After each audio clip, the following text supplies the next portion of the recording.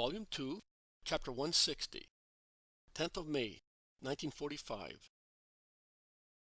From Naphtali to Giscala. Meeting with Rabbi Gamaliel.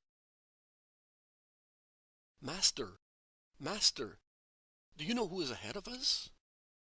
There is Rabbi Gamaliel. He is sitting with his servants in a caravan, in the shade in a wood, sheltered from the winds. They are roasting a lamb. What are we going to do now? What we were going to do, my friends. We will proceed along our way. But Gamaliel is of the temple. Gamaliel is not wicked. Do not be afraid. I will go ahead. Oh, I am coming too, say his cousins at the same time, as well as all the Galileans and Simon. Only the Iscariot, and to a lesser degree Thomas, do not seem to be very anxious to proceed. But they follow the others. They walk for a few yards along a mountainous road, deep set between the wooded slopes of the mountain. The road then bends and opens onto a kind of tableland and crosses it, widening out, and soon after that it becomes once again narrow and winding under a roof of interwoven branches. In a sunny bare patch, which is however shaded by the first leaves of the wood, there are many people under a rich tent, while other people are busy in a corner turning the lamb on the fire. There is no doubt about it. Gamaliel took very good care of himself. For one person traveling, he set a crowd of servants in motion with I do not know how much luggage. He is now sitting in the center of this tent, a cloth supported by 4 gilt poles, a kind of canopy under which there are low seats covered with cushions and a table the top of which rests on carved wooden legs. A very fine tablecloth is spread on the table, and the servants are laying valuable dishes on it. Gamaliel looks like an idol. With his hands open on his knees, stiff and hieratic, he looks like a statue to me.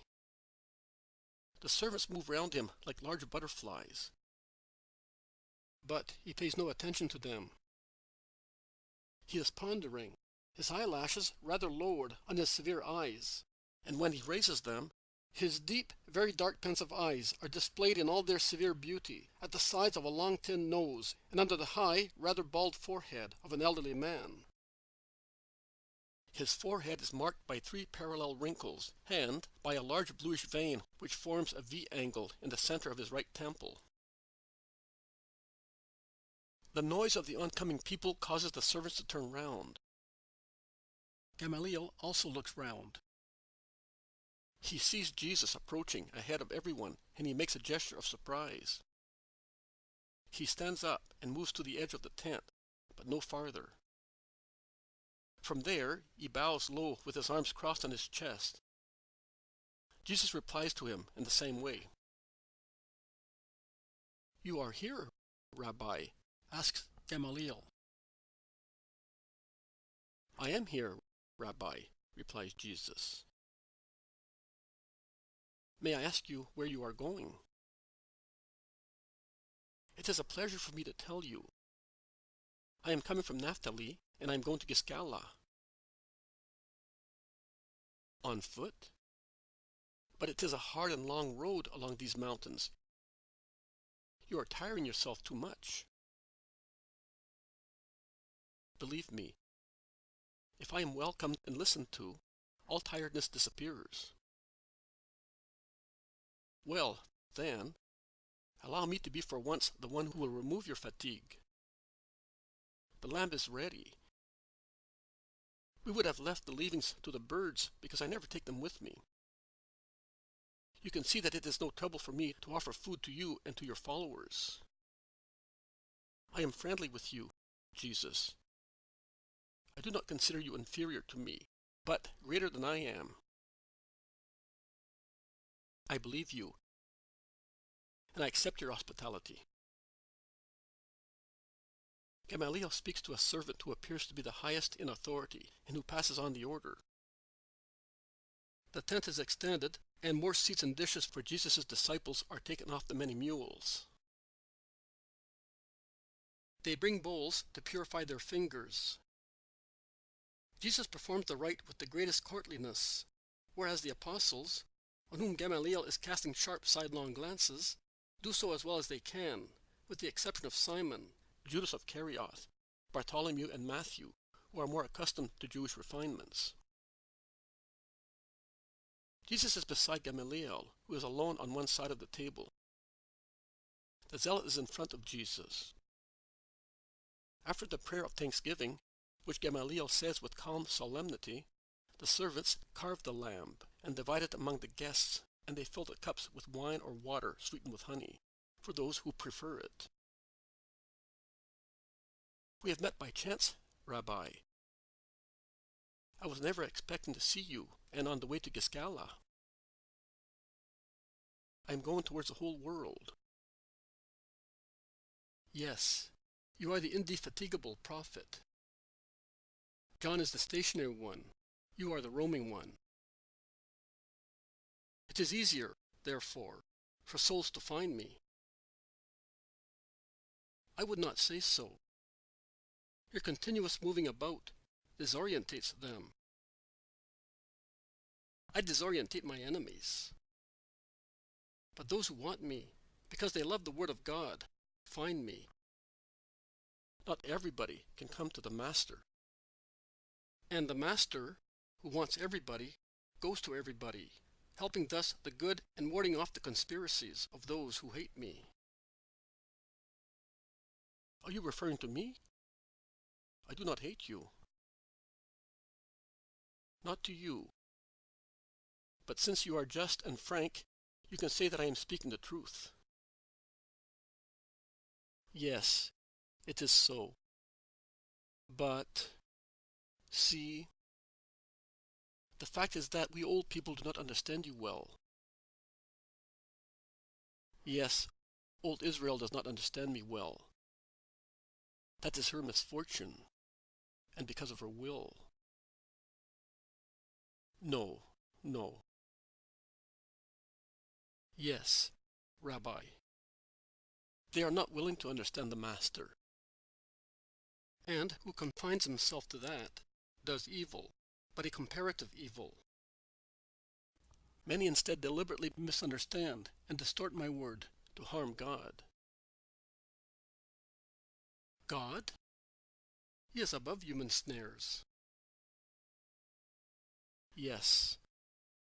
But every soul that goes astray or is led astray, and it is misleading to distort my word or my work, both with regard to oneself and to other people, harms God in the soul which is lost.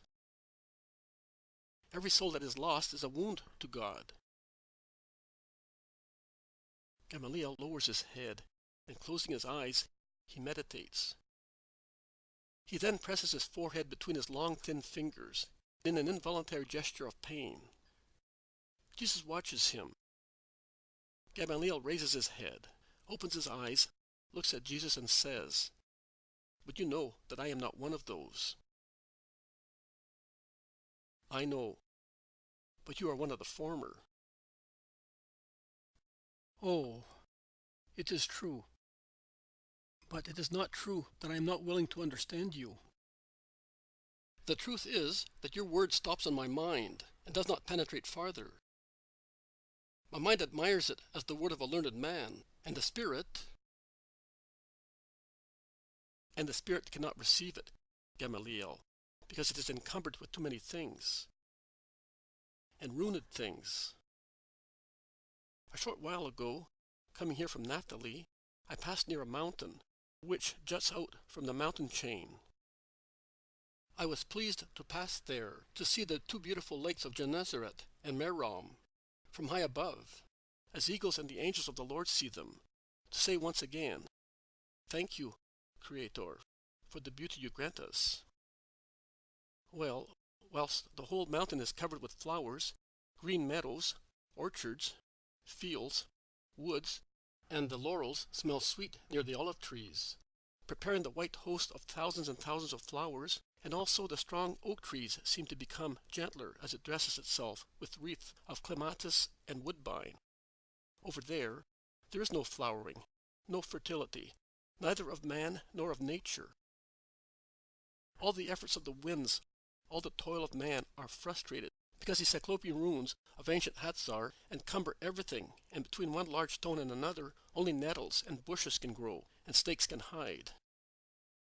Gamaliel, I understand. We are runes too.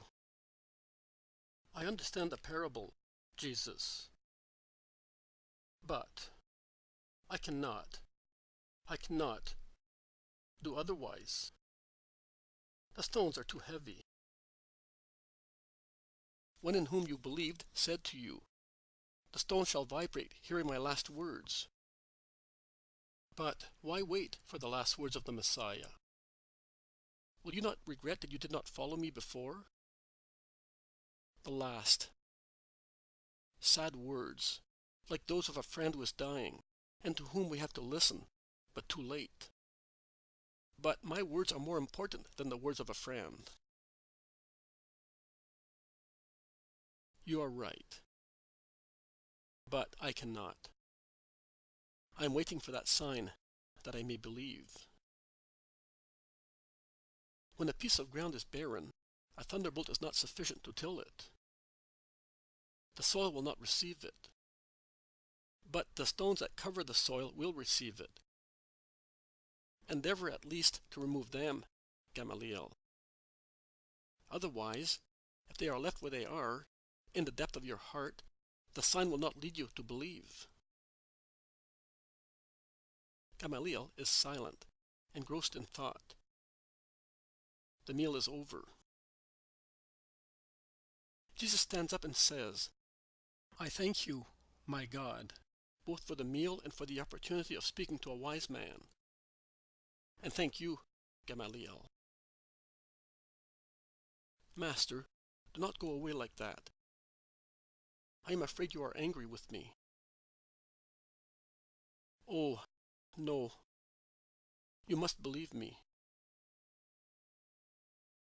Then, do not go away. I am going to Hillel's tomb.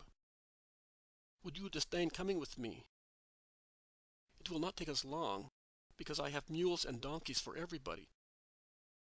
All we have to do is take off their pack saddles, which the servants will carry. And the hardest part of the road will be shortened for you. I do not mind coming with you or going to Hillel's tomb. It is an honor. Let us go. Gamaliel gives the necessary instructions, and while they are all busy taking down the temporary dining room, Jesus and Gamaliel mount 2 mules and then go ahead, one beside the other, along a quite steep road, on which the iron-shod hoofs resound loudly. Gamaliel is silent. Only twice he asks Jesus whether his saddle is comfortable. Jesus replies and then becomes quiet, engrossed in thought. So much so that he does not notice that Gamaliel, holding his mule back a little, lets him go forward by a full neck, so that he may study every gesture of his. The eyes of the old rabbi are so keen in penetration that they look like the eyes of a hawk gazing at its prey. But Jesus is not aware of it. He proceeds calmly, following the undulant pace of his mount. He is pensive, and yet he observes all the features of what is around him. He stretches out a hand to pick a hanging bunch of golden cytisus. He smiles at 2 little birds which are building their nests in a thick juniper. He stops the mule to listen to a blackcap, and, as a blessing, he nods assent to the anxious cry by which a wild dove urges her mate to work. You love herbs and animals very much, do you not? Yes, very much. They are my living book. Man always has the foundations of faith in front of him. Genesis lives in nature. Now, one who knows how to see knows also how to believe. This flower, so sweet in its scent, and in the substance of its pendulous corollas, and in such a contrast with this thorny juniper and with that furze? How could it have made itself by itself? And look, that robin redbreast, could it have made itself with that dried bloodstain on its soft throat? And those two doves, where and how have they been able to paint those onyx collars on the veil of their gray feathers? And over there, those two butterflies, a black one with large gold and ruby rings, while the other with blue stripes, where have they found the jams and ribbons for their wings? And this stream, it is water. Agreed. But where did it come from? Which is the first source of the water element? Oh, to look means to believe, if one knows how to look. To look means to believe. We look too little at the living Genesis that is in front of us. Too much science, Gamaliel, and too little love, and too little humility. Gamaliel sighs and shakes his head. Here, we have arrived, Jesus. Hillel is buried over there. Let us dismount and leave our mules here.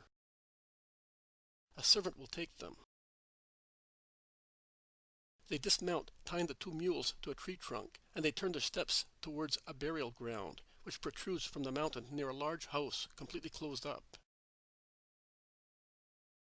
I come here to meditate and prepare myself for the feasts of Israel, says Gamaliel, pointing at the house. May wisdom grant you all its light. And here, and Gamaliel points at the sepulchre, to prepare myself to meet death. He was a just man. He was a just man. I will be pleased to pray near his ashes. But, Gamaliel, Hillel must not teach you only to die. He must teach you to live. How, Master? A man is great when he humbles himself, was his favorite saying. How do you know if you have not met him? I did meet him. In any case, even if I had never met Hillel, the Rabbi, personally, I know his thought, because there is nothing I ignore of human thoughts. Gamaliel lowers his head and whispers, God only can say that. God in his word, because the word knows the thought, and the thought knows the word, and loves him, communicating with him and granting him all his treasures, to make him participate in himself. Love fastens the bonds and makes one perfection of them. It is the Trinity that loves itself, is divinely formed, generates, proceeds, and is completed. Every holy thought was born of the perfect mind, and is reflected in the mind of the just man. Can the word therefore ignore the thoughts of the just, since they are the thoughts of the thought? They pray near the closed sepulchre. They pray for a long time. The disciples and then the servants reach them, the former on horseback, the latter carrying the luggage.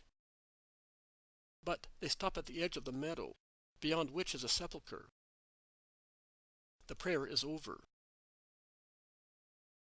Goodbye, Gamaliel. Ascend as Hillel did. What do you mean? Ascend. He is ahead of you because he knew how to believe more humbly than you. Peace be with you.